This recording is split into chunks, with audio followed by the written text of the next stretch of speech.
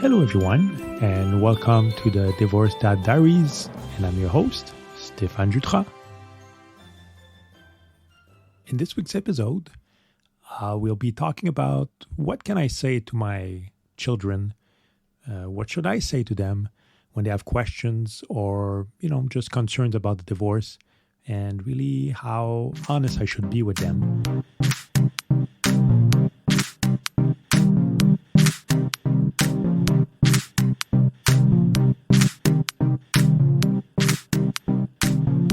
I know I've been having some discussions lately, and it's a topic I think that is very important to think about because, it can have really big impact on your kids and as well as on you and your ex. So, yes, that's what we'll be tackling this week and see what's the best way to go about, all those questions or concern that your kids might have about divorce. So we're finally in December. I don't know about you guys, but the years seem to have passed so fast. I can't believe that Christmas is just around the corner once again. I just feel like, I don't know, it's just been like not too long ago I was doing another Christmas episode for the Divorced Dad Diaries. So, so at this point, this episode won't really be Christmas focused because I've already done a couple of them in the past year, which I recommend listening to. How to deal with divorce when it's your first Christmas after the divorce, and just some ideas and things that you can do with your children, and how you can make it fun for everyone and try to forget a little bit that for a little moment over the holidays. So I invite you to just go back and listen to those episodes. Hopefully you'll find them helpful. So this week, like I said, we're getting the second week of December while I'm recording that, and the episode will probably come out just before Christmas. So it's that time where everybody's very busy, and even at work, and, trying to think about what we'll be doing. And especially if you're going through a divorce, it's always an interesting time because that's where you have to start really putting out the calendar and try and make sure you have a solid schedule. And have discussion with your ex-partner about it, which is not always easy. And hopefully it's easy for you. But I know in a lot of cases it's not easy figuring out when are the kids going to see which parent or when they and things like that. So it's something that's not easy. So I hope it goes smoothly with you all. And as I always say, and I mentioned it in previous episodes as well, it's obviously it's all about planning. And the earlier you do it, the better it is. I know it's not easy. And sometimes, like I said, it's just hard even to get an hour schedule. So start to think about, the holidays, who's going where, Christmas Day, the day after Christmas, New Year's Eve. And it's all about, at the end, about compromise. Definitely one thing to keep in mind is the ones that are mostly affected are the kids because they're in the middle of all this. So I would always keep that in mind, and I always did too. So on my side, like I mentioned before, it's usually pretty straightforward on that front. I always done Christmas Eve, so usually the kids are with me on Christmas Eve. Christmas Day, they spend it with their mom. And for the New Year, it's the opposite. Often they'll spend the New Year's Eve with their mom and New Year's Day with me because it's also my birthday. So it's nice to have them over with me at that time.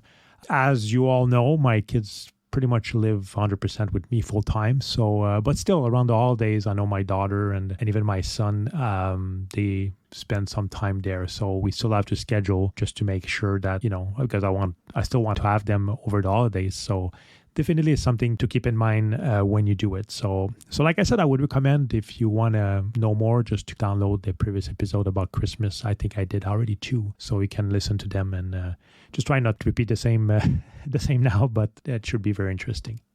So as I said, we're getting to Christmas and all the planning, and we already have the tree done. So the tree is up. We even started watching a couple of movies and some shows. So I'm spending time with my son watching some Christmas shows as well, just to kind of get in the mood. And luckily, I think most of my shopping is done. Thank God for Amazon. And it makes it so easy to shop there. And also, I live closer shopping mall, so it makes it easier.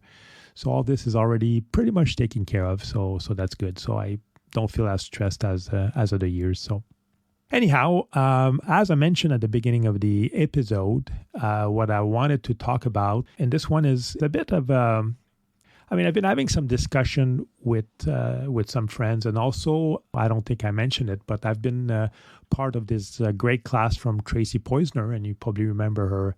She actually was on the show at some point. I interviewed her. So she put together a class for Divorced Dad, which is very interesting. And she gracefully invited me to join the class and just be there and just listen in and bring some comments and just be part of that class, which is great. And our class is really to kind of help out dads that are going through divorce and having a hard time. So she's really kind of trying to give some tricks and hints on that front. She's a stepmom, and she's gone through with her husband through that and helping out her husband to kind of go through this whole divorce thing. So it's really an interesting class, which I would recommend if ever you want to be part of it. And if you want more information, like I said, just you can reach out to me, or you can even reach out to her as well, Tracy Poisner. Like I said, you'll have her information on my website. One of the class we're discussing about, what should we say to our kids about divorce? I know I had a couple of episodes before again. How should we or can we bring up the fact that we're getting a divorce to the kids? And that's a big, big step. And I spent an episode on that one, when you sit down with them and tell them how it is. But what I wanted to maybe talk a bit more about this time is maybe after, is like once the divorce is through and kids might have questions and concerns, and they turn to you and they ask for those questions. And sometimes those questions are just things that go through their head, and sometimes they're basically triggered by what a parent said, and they're trying to verify if it makes sense, if it's true or anything. It's been happening to me, and I think I mentioned it again in a past couple episodes. My son had some questions at some point about the money part and the child support, because they're older. My son now will be turning, I can't believe, he'll be turning 17 in January, and my daughter is already 20. So he had a question about that, and so we had some discussion about the money part. And it kind of made me think, what should I share with him? What should I tell him? Like I said, there's kind of two school of thoughts about that. There's the one, also, first of all, it depends on the age. That's one thing to keep in mind. The discussion you might have to be age appropriate. So obviously you won't have the same discussion with a 4-year-old than you have with a 15 or 17-year-old. So that's the first thing to keep in mind. But at the same time, there's kind of two school of thought, where the first one is basically you shouldn't involve the children and just keep them and shield them from all this, which, at first I thought, yes, that totally makes sense. But at the same time, I kind of realized that the children are already kind of in between all this. So I start kind of reconsidering, saying like, is that the best way to go? And there's the other school of thought that says, you know what, you should be totally open with your kids, tell them everything and no secrets to them, and just for them to understand. So I don't think it's black and white, definitely. I think there's a kind of a middle ground where you should be. And in my opinion, I kind of went from one side to the other as well. And I got some good feedback on the two sides of things. So at first, yes, I was trying to keep them shielded of everything that was happening. And again, they were a bit younger, so definitely what I was sharing was different. But what I realized is, they had a lot of questions, and sometimes some questions, you can't answer them. But some other times, I was trying to kind of hide them a little bit. And that didn't work out that well, because again, children are very smart and they'll figure it out. It might not be right away. It might take months, years maybe, but at one point they'll figure out and remember what you said, and they'll remember that, what you said wasn't true and that you kind of lied to them. So that's one thing I didn't want to happen. And that's why at some point I kind of switch a little bit back to sharing, what I can share, again, age appropriate with them, and try to answer the question as much as I could, right? So I was reading a couple of articles about that. And like I said, been discussing that as well with other people. And there's a few things that came that I mentioned right now. There's a few things that you have to keep in mind. And when you get questioned there, or when you have kids that have a lot of questions. First of all, is to be patient. Sometimes kids will come up with a million questions and repeat some and, not accepting the answers you give. And sometimes you don't even have any answers, but you have to be patient with that. And also consider your audience. Like I said before, depending on the questions that you get, depending on the age of your children, you won't answer the same way. you might start by when they're younger, kind of telling them, you know what, those questions that you ask are valid questions. And at this point, I can't really tell you anything about it. But, when you get a bit older, maybe we can have the discussion again, or try to kind of, give some information without overloading them with things that they don't necessarily need to know at their age, right? There's also not oversharing, like I said, too. I mean, sometimes, they ask a question, answer the minimum. There's no need to basically tell your whole life story and use your kids pretty much as a therapist on that front. So that's definitely something to keep in mind. And I think one of the things that's really, really key in there is, sometimes we're quick to answer, but sometimes kids or our children want is someone to listen, right? So really to be an active listener. So to kind of listen to what they're saying and trying to figure out what they're trying to figure out with that, and really kind of listen where they're at. And that will kind of prepare you better to give them the right answer, if you want the better answer, right? And not overshare, and just kind of, because sometimes it's just little things that they want to know, and they're happy when you just answer with what they ask about. So definitely be an active listener, right? And again, I talked about it before, and children have a lot of questions, and the younger they are, it seems the more question they have, and it's all valid question, right? So often you might get questions like, why do you get a divorce? And are we going to move? Am I going to change school? And it goes down to as well, are you guys going to get back together? Is it just temporarily or not? And one of the questions as well, that the kids might ask you is, was it something I did? And that actually happened to me. I remember having this big thing after a big fight, and my son was younger, and I went in his room and could feel that he was feeling very guilty about it. And at that age, they sometimes take the blame, and you have to reassure them that it's not their fault, that basically it has absolutely nothing to do with them. And to try to tell them, it's between like mommy and daddy, and that's something that happened there, and it has nothing to do with anything that you've done, and that both of mommy and daddy still love you, and nothing changes on that front. So to kind of reassure them, and sometimes that's what they need, and that's what I realized at that point too, was really kind of the reassurance that it's not something they did. And, thinking about it after a while too, I kind of realized too that I wouldn't say they tried to fix it, but by saying, is it something I did? They kind of wish that it was something they did so they could change in a way, that's something they could fix, right? So it will be easier for them saying like, you know what, if it was their fault, they could say, well, I won't do this, I won't do that. So it's kind of a way that they kind of looking to be able to fix it, and to kind of, have some control about this whole thing. Because again, when that comes out of the blue, it's really kind of a shock for them. And I guess they're not often in that position. So definitely trying to find a way to fix it.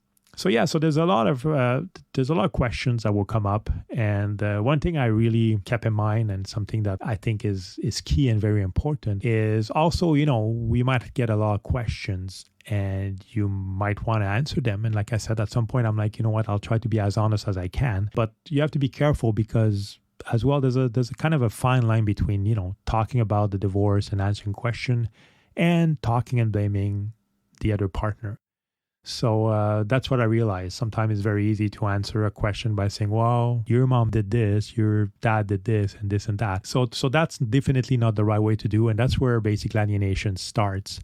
And when that starts happening is definitely not good. So that's one thing I try to do too. Always trying to answer the question as much as I could without putting the blame on anyone. It was something that we both decided, and something that's both our fault, not the kid's fault in a way. So that's kind of the experience I got. I mean, like I said, at one point, I think I mentioned it before. At one point, my son was talking about, kind of child support and money. And he had a question about it. And he asked me, it's like, you know what, mommy's saying this and that. So what about you? And it's like, well, it's more this and that. And the thing is, they're stuck in between. So there's two things you can do, and you can kind of let it go and just say whatever. And the child will try to make up their mind. But again, that puts them in a bad position, because they have to pick a parent. And I mean, they love both parents. And, as a kid, your parents don't lie, or your parents are all right. And, your parents are basically, I don't know, I wouldn't say you're God, but yeah, if you have any problems, you have any questions, they have the answers and they have everything. So when you have any trouble, you go to your parents. So thinking about your parents lying to you is something very hard for you and very difficult. Again, kind of having two sides of the story and putting them in the middle, it gets very difficult because they have the one to kind of make the decision or kind of realize like, okay, my mom is lying. Oh no, my dad is lying. And like I said, one thing to be very careful, I said at the beginning of the episode, and I'll say it again, is kids are very smart and they will figure out what's been happening and they will remember. They have very good memories. And I know sometimes they're young and you don't want to give details, which is perfectly fine, but they'll remember straight up lies and they'll remember who said what and who didn't say what. Yeah, it will come back up. And when they get older and they can make up their mind, that's when it becomes a bit trickier. So at one point, my son had question about, the agreement and the child support and the money, and he wanted to see it. And I said, you know what? I have nothing to hide really in there. There's nothing crazy in there. So I took the agreement and I'm like, okay, here it is. That's what we agreed between both of us. And this is what's been signed, in front of a judge. So this is the agreement. So he read through it. And I guess a lot of questions were answered on his part. Questions that, again, were vague, or question that he had that one parent said one thing, the other parent said one thing. So having that, I think it kind of made him feel a lot better because basically he had answers there and he knew where to stand. Like I said, it's a different place to be. And at the same time, just what I said before, you don't want to put, the other part in a bad position. But at the same time, I mean, you're to a point like what, if you lie, it will come out and you get stuck in those lies. And on that front, like everything is there and written black on white. And I guess you can kind of make up your mind on that. And that's what happened. So that was, I think I kind of appreciated that. And even him, because after he was really grateful that I shared it with him and a lot of questions were answered. And after that obviously kind of initiated other questions.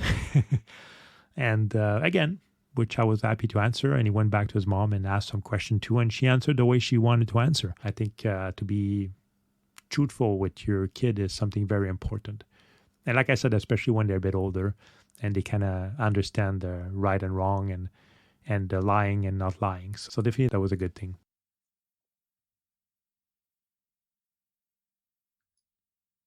So all that said, I mean, it sounds easy, but it is not, because definitely there are consequences of both sides. There's consequences of lying, and there's also consequences of telling your kids the truth. And it's a decision and it's a choice that you have to make, and I guess live with it. But eventually they will know about it. They will get older. You might not be in a good position that they realize that for the past 10 years, you lied about it.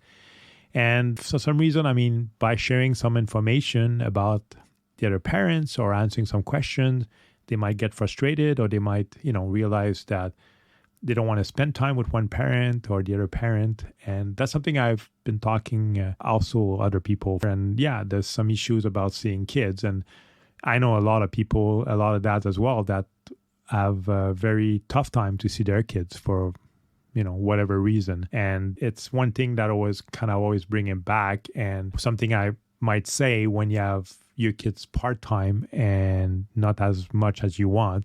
First off, kind of spend quality time with them, and just between that time is for them and it's for you guys, just you and your kids. And I think that's important to maximize that time. And one thing I think that's, we talk about questions and what kids could ask, or is just to actually, as much as your kids might not want to spend time with you or cannot spend time with you, I think the important thing is they have to know that you're there, and they have to know as well that they can ask any question they want and that they can feel comfortable asking them, even the tough questions. I mean, sometimes there might be tough questions that they ask, or things that they want to confirm, or feelings that they have. So I think for me, at least, it's very important that they're as open as they can, and that they can come to me with any concern that they have. And you know what? Again, from experience, they work with me. Both my kids, my daughter and my son, been honest with me. And when they had questions or concerns, or they wanted to do other things, like I said, there's the agreement there. But again, it's up to us parents as well to decide what to do and what not to do. So sometimes they came to me and my daughter, and she wanted to spend more time with her mom or do this and change plans because of her and things like that. And so I was always there to support her on that front and to make it happen. And because of that, again, they always been open with me about pretty much everything. And I'm really happy about that because, I feel they can trust me as much as I can trust them. And they know that I'll tell it how it is. And they might not like the answer, but I'll tell it how it is and I won't lie. So as I always say, because of that, I always end up sleeping well at night because I have nothing to hide and being honest and everything. So that's one thing. So like I said, it's a tough place to be. And sometimes you get tough questions, and sometimes, it's you have to think about it, the best way to answer it. And one thing I would say again too is, you know what? Sometimes the right answer is, let me think about it. Let me get back to you about it, instead of just wanting to answer absolutely right away. And that's an acceptable answer. Let me think about it and get back to you about on that question, and we can talk about it a bit more. And again, having discussion with them. And also, I think what's important is after all this, to kind of see how they feel about it and to discuss about it and kind of explain also the other side of the story, and saying sometimes definitely easier. And there's a reason why people lie. And I think kids sometimes don't a bit too small to understand, and they get to a certain age and they understand that. It doesn't make it right, and I don't think it's the right thing to do. But again, sometimes you don't want to hurt people, and you do it that way. And some other times you lie because you want to hurt people as well. So we talked about narcissistic and all this stuff. So it goes both ways. But like I said, if there's one thing that I would say to keep in mind is, first of all, listen. Being always there for your kids and tell them you're always there to listen. And sometimes I told my kids too, they want to tell me something, they're not sure. I'm like, listen, I'm here. If you don't want to have my opinion, if you don't want me to chime in, no problem. You tell me, you know what, I just need someone to listen. And I'll be there. I'll listen to them, answer their question, and that's it. And they really, really appreciate that, because sometimes they just want to let it out, right? They just want to talk to someone and not get into those arguments and talk about it for hours. They just want to let it out and have someone to listen. So that really worked for me. And still to this day, it happens sometimes. My son will come to me and say, you know what, can I talk to you about something? But I just want someone to, so I don't want to hear like all the dad stuff and everything. I said, okay, fine. And I said, I say, whenever you're ready after, you can always come back to me and we can have the discussion when you're ready. But if not, I'm always there to listen. So number one, like I said, being a great listener, your kids will love you for that. Number two is to make sure they know that you're there to answer their question anytime, even if they're not with you, even if they're with their moms, even if by text, by email sometimes. If they're not comfortable with some questions, I remember telling my son when he was younger, he wanted to talk to me about a few things. And I said, you know what, if you want, you can write it down. So he actually, I still probably have him, he actually wrote me a couple of letters where he was on his computer and writing them and, writing a page or two. At least he could spend the time and think about it. And after, he would take those letters and give them to me. And I would read them. And again, talk about it or not. But that was a great way to kind of communicate and making sure that I listen. And sometimes you don't want to get into arguments or any discussion. So that was a good trick that I had. But they always knew and still know to this day that I'm here. If they have any question about anything, they can come and see me. And I think that's the key. No matter what, I'm here. So they might not always like the answers I give if they want to have an answer from me. And they know that. But they know if they come to me, they'll get an answer and they can take that back. Make sure that they know they can ask the questions. And like I said, number one, make sure that you're there as a listener. And I would say at the end, just basically let them know you're there. Give them a hug no matter what. Tell them you love them no matter what. And that basically you want their own good. And that's why you're here. So I think if you have all that and you make sure your kids understand all that, that makes for a great relationship. Talk about it all the time. And I feel bad sometimes because I know I've listened to some stories. And I know some of the dads out there really are struggling, and it's not a good thing. But I'm lucky that at this point now, kind of turned around, and I'm having a great relationship with my kids and very open about anything and everything. And they still come to me. Even my daughter, almost 21, still comes to me, and they know I'm always there. So that's it for this week. And again, really thankful that you're all there. And I hope everyone has an amazing Christmas and holidays.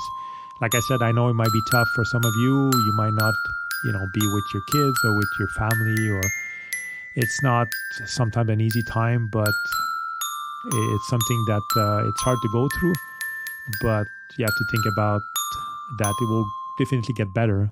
And, hopefully you manage to have at least a bit of time with the people you love, and spend it with the people you love as well. I mean, sometimes you're kind of stuck because you don't have your kids, but if you can spend time with family and friends and, kind of change your mind a little bit about that and just enjoy the time you have with your kids and to look forward to them, but also think a bit about you. Because that's one thing too that we often forget is, if we're not in a good place, it's very difficult for us. It kind of reflects to on the kids as well, and they feel it, right?